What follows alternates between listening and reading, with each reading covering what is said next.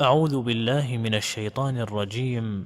بسم الله الرحمن الرحيم. 10 years old. My grandfather passed away during that time, and that's what made me think about life and why did he go? What happened to him? When am I going to meet him? Questions like this started popping up, which most people usually come across these questions once in their lifetime, but due to their busy life and due to their worldly engagements, they don't want to find answers, so they give up usually. But I didn't give up. So I started looking for these answers. I looked into Hinduism. I visited most temples. I was, you can say to an extent, a practicing Hindu. So I wanted to follow the religion better. Try to do more things than what normal people do. So eventually I couldn't find answers to what I was looking for. I tried different sects within Hinduism, and those groups also were not able to satisfy what I was looking for.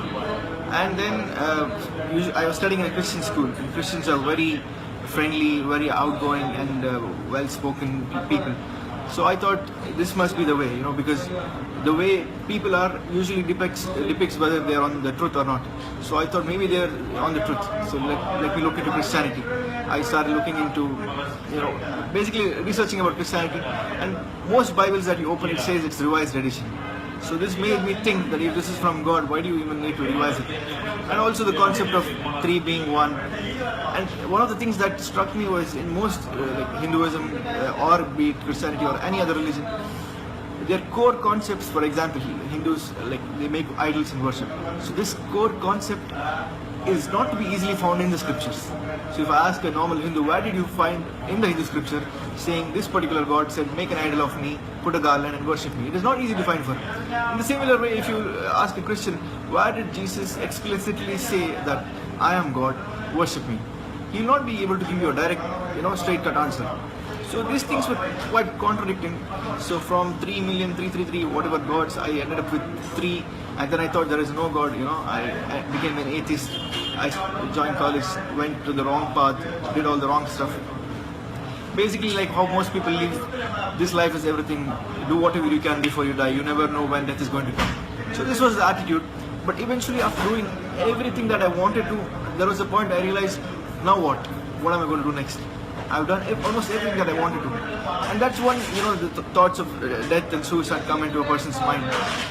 During this phase, you might ask why I never looked into Islam. I have many reasons for that. One, I used to hate Muslims. I had Muslim friends, but I still used to hate Muslims because the media bombards you with so much of hatred. You imbibe it in your lifestyle. So everything you see about Islam is something that you look down upon. And the media connects Islam to terrorism so beautifully that it's very hard to even make a difference. Although you might have met so many peace-loving Muslims in your life, it's very difficult. So this was one of the reasons. And the other reason was I always thought Muslims worship either the grave or the sun or the star in the moon on the masjid or the Kaaba or the wall which they usually pray in front of. So I had very vague information about Islam, and I didn't want to even bother into looking to a religion that preaches hate. This can never be the true religion. This is what I had in mind. So that's when in college I met a friend whom we started talking about religion, and he said Muslims worship the one true God.